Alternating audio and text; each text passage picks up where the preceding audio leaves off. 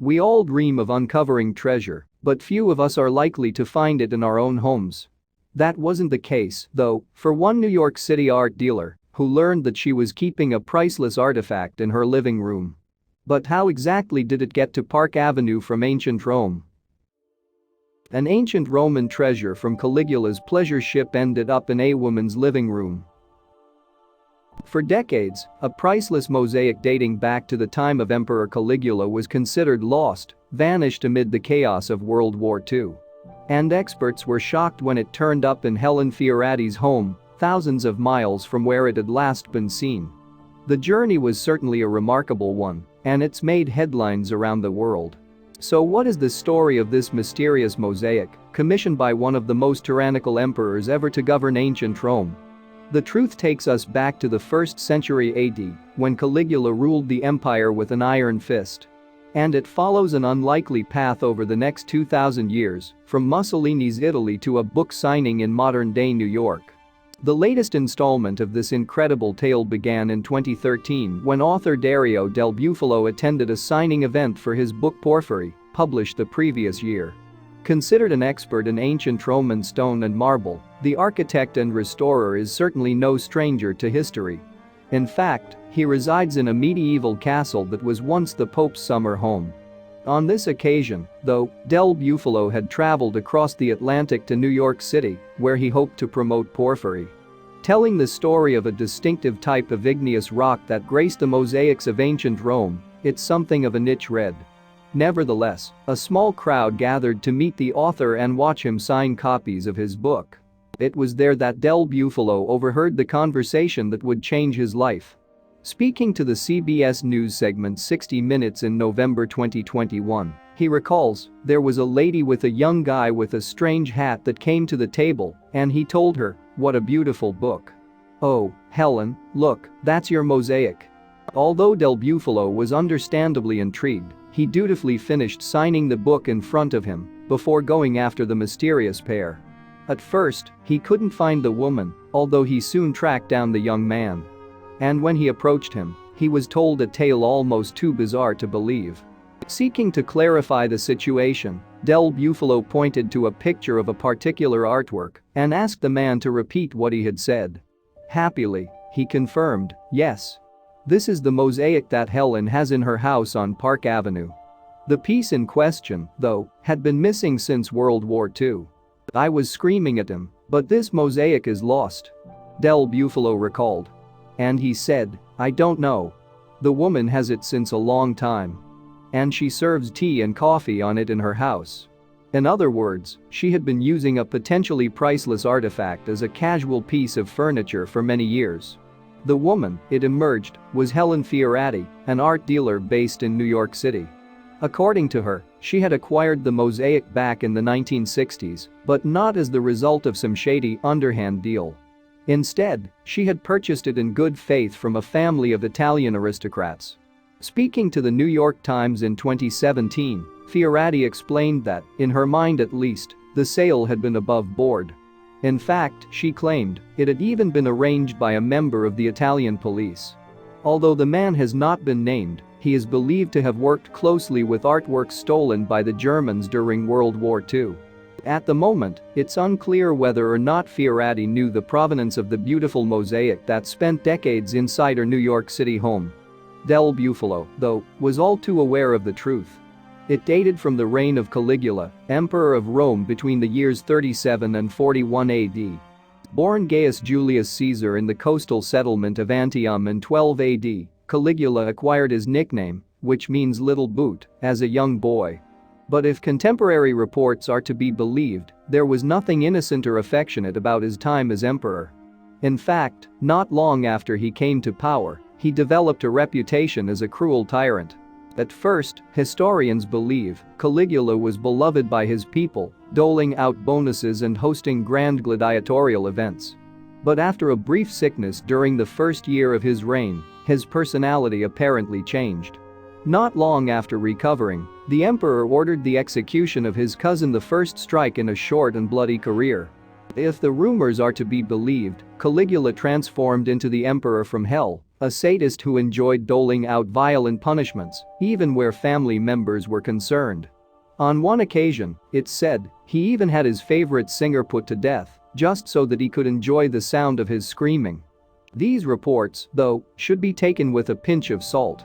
After all, most of the contemporary sources are of dubious origin, and historically, it has been common practice to smear incompetent rulers with tales of brutality and scandal. So while Caligula might have been a monster, he may simply have just been bad at his job. Certainly, we know that Caligula was irresponsible with money, blowing through a small fortune in gold and plunging Rome into a financial crisis. But even as his people struggled, the emperor continued to splash out on ostentatious shows of wealth.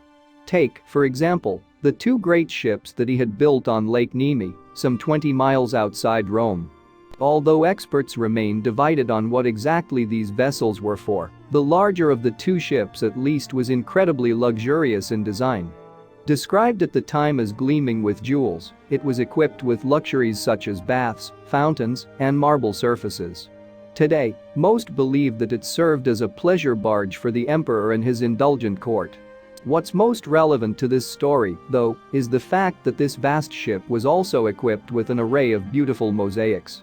Featuring intricate designs in deep colors such as red and green, some believe that they once formed part of an elaborate floating dance floor on board the stationary vessel. Fast forward a few thousand years, and a piece of mosaic from Caligula's pleasure ships somehow wound up as a coffee table in Fioratti's home. But how on earth did it get there? How did the art dealer react to Del Bufalo's realization, and what happened next in this bizarre tale? Back in ancient Rome, even Caligula's own men eventually tired of his antics. And in 41 AD he was assassinated, bringing an end to the long reign of the Julius Caesar's family. But he wasn't just removed from power. After his death, his very image was erased from the city, his statues defaced and any coins bearing his face destroyed. As part of this campaign, historians believe Caligula's former subjects sank the two ships on Lake Nemi, jewels, mosaics, and all. And for almost 2,000 years, they remained beneath the surface.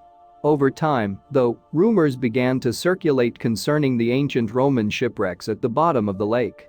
According to reports, some fishermen would even retrieve the odd artifact from the ships, selling them to tourists in return for a quick buck.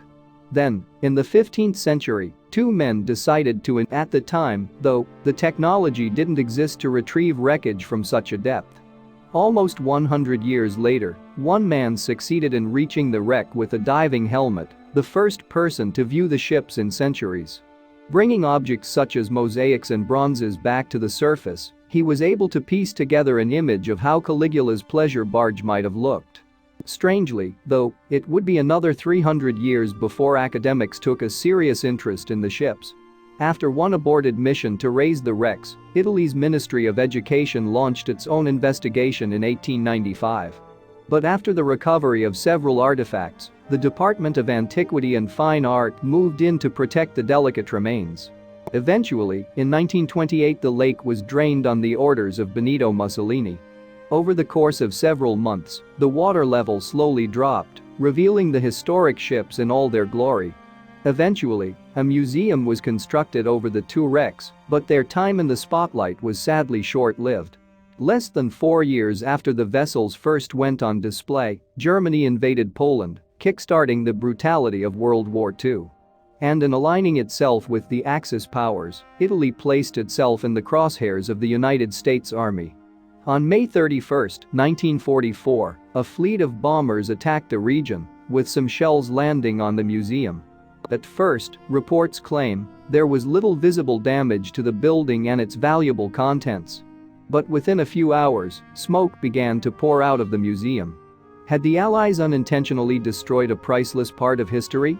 Or had the retreating forces set the fire out of spite? Whatever the truth, the fire spread and the two wrecks were sadly destroyed. Today, only a few scattered relics remain. Confusingly, though, Fioratti's mosaic shows no signs of having survived a devastating fire. As such, experts believe that it was not on display the day that the museum caught ablaze. Perhaps, it has been speculated, the mosaic was taken out of the museum's display before the bombing started? Or, alternatively, it might have been in a private collection the entire time. Either way, it apparently spent 2 decades being passed through unknown hands until Fioratti acquired it in the 1960s. Shipping the mosaic back to their home in New York City, Fioratti and her husband had a frame and pedestal attached to the ancient artifact. And for the next 5 decades, they kept it in their home, where it became a favorite possession. Speaking to the Associated Press in 2017, the art dealer explained how her innocent purchase had drawn several admiring glances over the years. "We were very happy with it," Fioratti said. "We loved it.